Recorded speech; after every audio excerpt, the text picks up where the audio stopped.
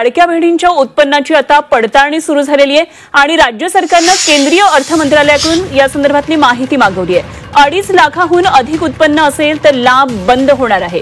राज्यात मोठ्या संख्येने लाडक्या बहिणी या अपात्र ठरण्याची त्यामुळे आता शक्यता आहे। लाडकी बहीण योजनेमध्ये राज्य सरकारनं आता निकषांनुसार छाननी करायला सुरुवात केलेली आणि आतापर्यंत निकषामध्ये न बसणारे 19 लाखाहून अधिक लाडक्या बहिणी या अपात्र ठरल्यात। आता राज्य सरकारनं उत्पन्नाची पडताळणी सुरू केलेली आहे आणि त्यासाठी केंद्रीय अर्थ मंत्रालयाकडून माहिती मागवण्यात आली आहे। त्यामुळे आता 2.5 लाखाहून अधिक उत्पन्न असलेल्या बहिणींचा निधी होणार आहे, कमी होणार आहे आणि सरकारच्या या निर्णयामुळे अनेक लाभार्थी हे अपात्र ठरण्याची शक्यता आहे। दिलेले पैसे तर आम्ही काढून घ्यायचा प्रश्न येत नाही। आता जसं जसं आपण शोधतोय तसं तसं तुम्ही म्हणताय तशा केसेस पुढे येत आहेत, त्या आल्यानंतर आपण त्याच्यातनं कमी करण्याचा प्रयत्न।